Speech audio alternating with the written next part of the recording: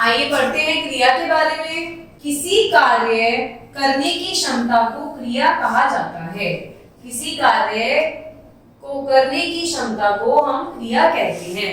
मतलब हम जो भी काम करते हैं उसे हम क्या कहते हैं बेटा? क्रिया कहते हैं। यह राजा का दरबार है, आप देख पा रहे हैं। राजा सिंहासन पर बैठने जा रहा है। ये जो राजा है ये अपने सिंहासन पर बैठने जा रहा है, तो ये भी कुछ काम कर रहा है ना कि वो बैठने जा रहा है, तो इसे भी आप क्रिया में काउंट करोगे। दासियां थाल सजा रही हैं। ये जो दासियां हैं ये इनका क्या काम, ये क्या काम कर रही है? ये राजा के लिए वो जो थाल है इनके हाथ में, ये उनको सजा रही हैं। सेवक दिए जला रहे हैं। ये सारे जो सेवक हैं क्या कर रहे हैं? राजा के सिंहासन पर बैठने के कारण दिए जला रहे हैं। लोग जय जयकार कर रहे हैं। जितने भी लोग खड़े हैं यहाँ पे क्या कर रहे हैं बेटा? जयकारा लगा रहे हैं, जय जयकार कर रहे हैं। किसकी? राजा की। ऊपर लिखे वाक्य आपने पढ़े? बिल्कुल पढ़े।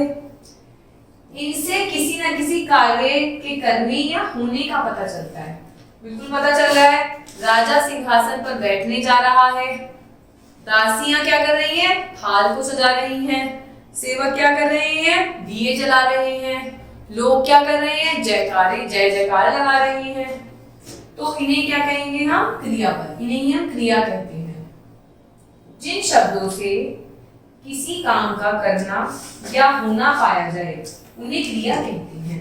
आपने ऊपर सेंटेंस में पढ़ लिया कि क्रिया, जब हमें किसी के काम के होने का पता चलता है या कोई काम हो रहा होता है तो उसे हम क्रिया की उपाधि के अंदर रखते हैं। क्रिया के बिना कोई वाक्य पूरा नहीं हो सकता। यदि वाक्य के अंदर क्रिया नहीं है तो वो वाक्य पूरा नहीं माना जाएगा। कुछ अन्य वाक्य देखिए हम पढ़ते हैं। हम भारतवासी हैं। राम न्यायी राजा थे। मैं कक्षा 2 में पढ़ता हूँ। गांधी जी महान थे। इन वाक्यों में किसी काम को करना तो पाया जाता है किंतु कुछ करने का बोध है। इन वाक्यों में है, थे, हूं, थे आदि शब्द कुछ होने का बोध कराते हैं। मतलब कुछ काम तो नहीं हो रहा है इसके अंदर कि गांधी जी महान थे, पर महान बनने के लिए तो उन्होंने कुछ किया होगा, तो वो कुछ क्रिया, हमें क्रिया नहीं दिख रही पर एक्चुअली में कि कुछ तो है उनके अंदर, कुछ होने का बोध।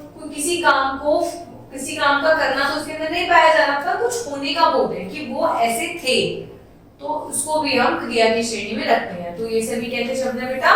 क्रिया शब्द है। हूं, है, हूं, थी, थे आदि शब्द सहायक क्रियाएं कहलाती हैं। इनको हम कैसे कहते हैं? सहायक क्रियाएं कहलाती हैं। क्रिया शब्द के मूल को ही धातु या सामान्य क्रिया कहते हैं। जैसे हंसना, रोना, चलना आदि।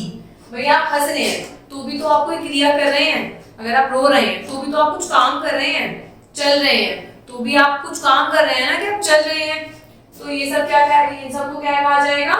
हंसना का मूल रूप है हस, तो इसे हम क्या कहेंगे? धातु। तो कंफ्यूजन निकलता है कि जब हमें कुछ होने का बोध होता है, कुछ क्रिया हो रही होती है या किसी क्रिया के होने का बोध होता है तो उसे हम क्या कहते हैं? क्रिया कहते हैं। जैसे कि आप देख सकते हैं इसके अंदर राजा यदि सिंहासन पर बैठने जा रहा है तो हमें पता चल रहा है कि कोई क्रिया हो रही है।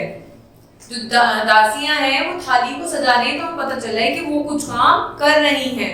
तो ऐसे ही जब हमें किसी काम के होने का या करने का बोध होता है तो उसे क्रिया कहते हैं।